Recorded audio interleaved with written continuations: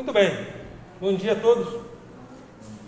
Então eu coloquei aqui tipos de conhecimento, exatamente porque o saber, ou seja, o conhecimento, ele é um fenômeno típico, né? O que é uma coisa típica? Existem comidas típicas de uma determinada localidade. Então, são comidas específicas daquele lugar. Existem danças típicas do Maranhão, do estado do Amazonas, enfim. Então, as coisas típicas são as coisas que têm as suas especificidades. Então, existem tipos de conhecimento que são específicos. Por isso que eu coloquei aqui tipos de conhecimento, que a gente precisa discriminar, separar um do outro, não para considerar um melhor que o outro, como dizia Paulo Freire. Paulo Freire foi o pensador exatamente que concluiu que quando o aluno chega na escola, para ter acesso ao conhecimento científico, filosófico, ao conhecimento escolástico, ele não está buscando um conhecimento melhor que o que ele traz. Ou seja, os alunos trazem o conhecimento e há um diálogo, uma interação entre os saberes que o aluno traz, que o estudante traz e os saberes que a escola dá. Mas a escola está aqui exatamente para apresentar tipos de conhecimento. Fica à vontade. Ah, tá. Eu vou aqui e vou para lá também, né? Qual é a turma aí? Aqui é 2003. E lá? Aqui é o quê? Hoje é 2003, 2002, 2001.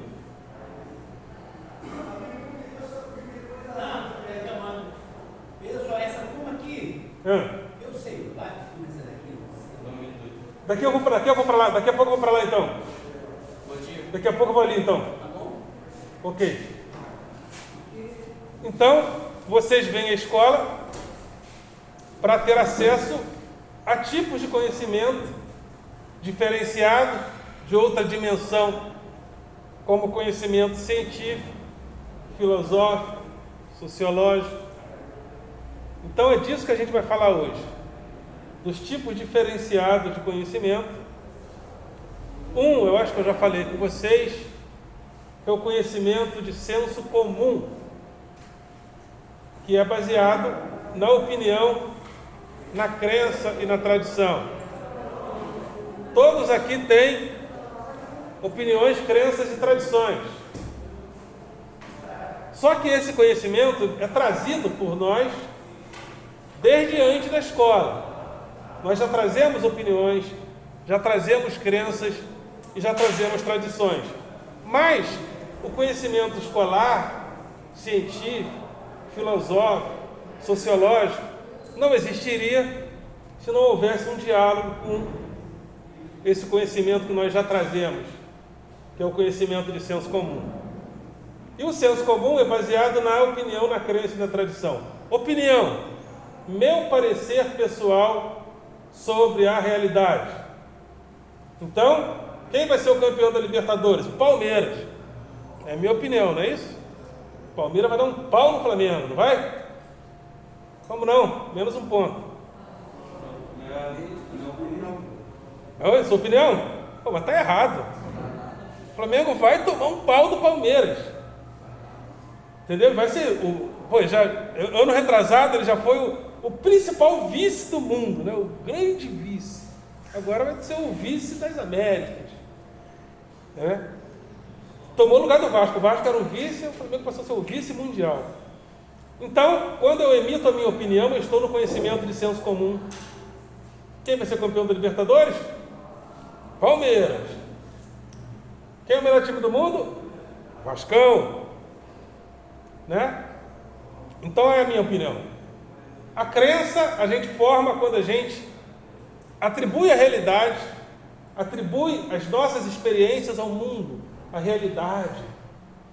Aí uma toma uma volta do namorado e fala: homem não presta, o cara arruma uma menina, né, talvez não muito recomendável, mulher tudo mercenário, porque as nossas experiências levam a gente a ter conclusões gerais sobre a realidade.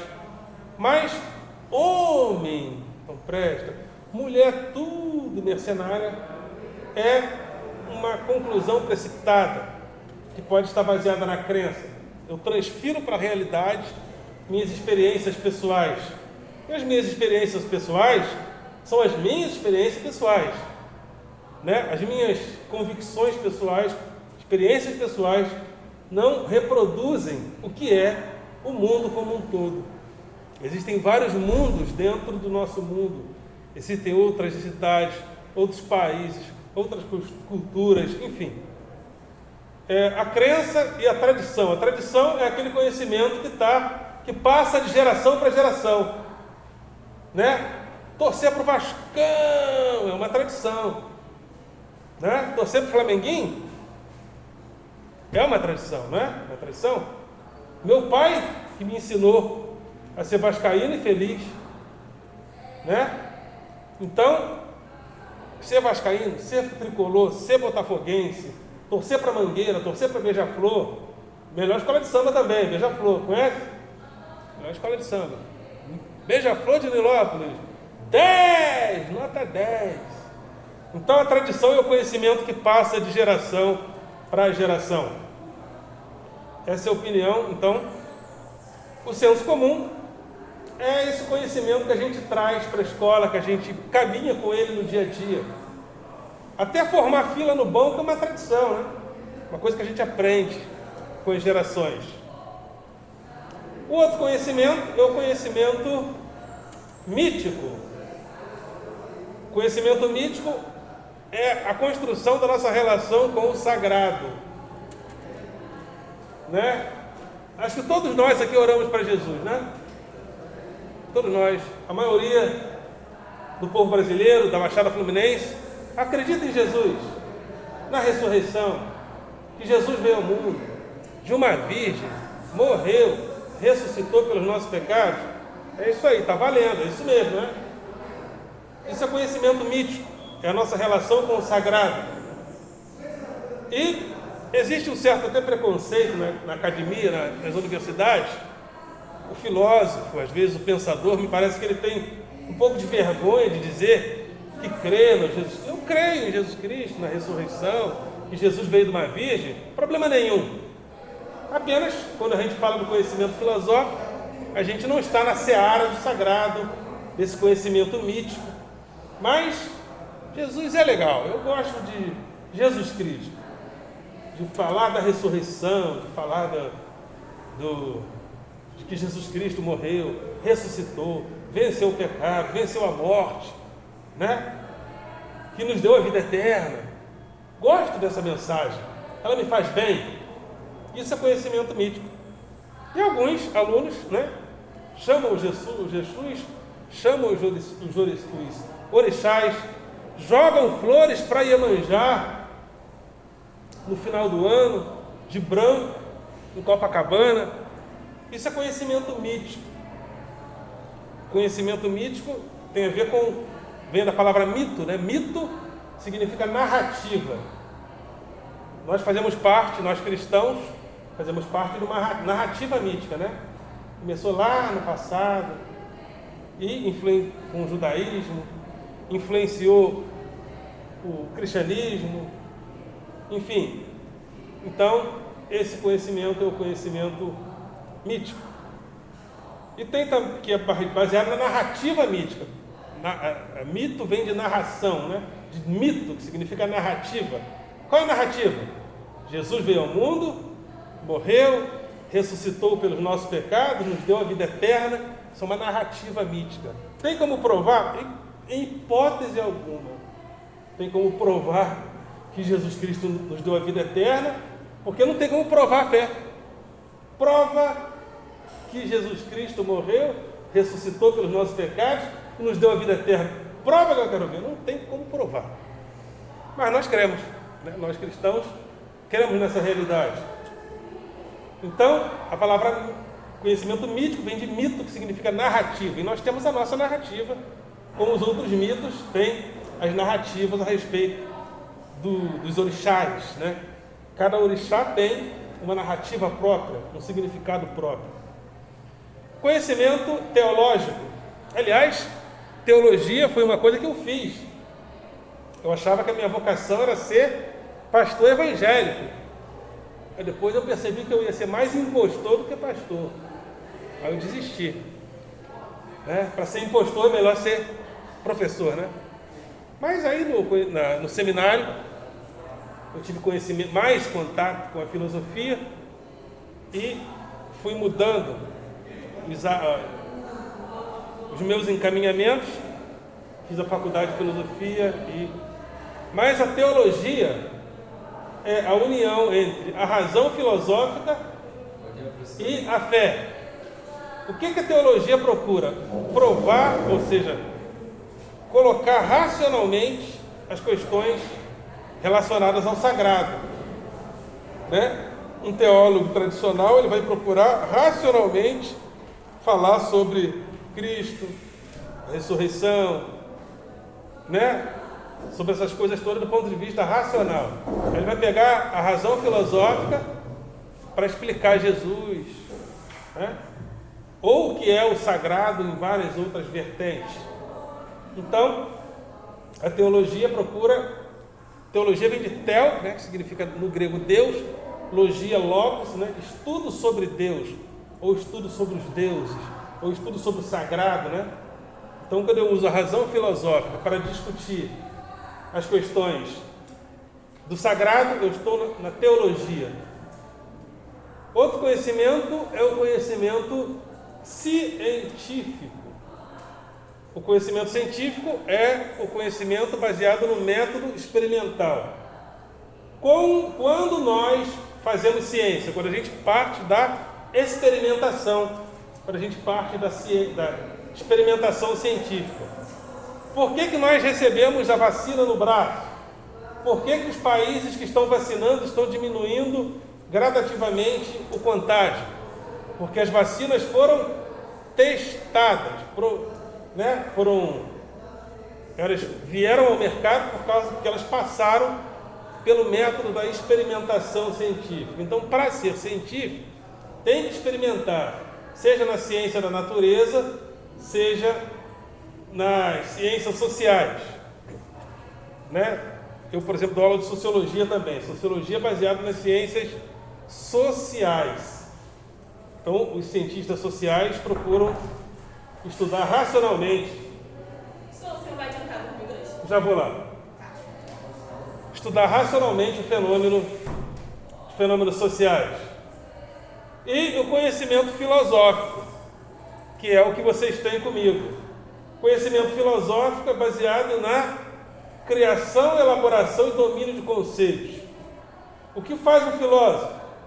Ele domina conceitos, elabora conceitos, cria conceitos para solucionar, para dialogar com os problemas do tempo dele. Depois esses problemas vão ser recuperados em outra época e vistos de acordo com aquela época.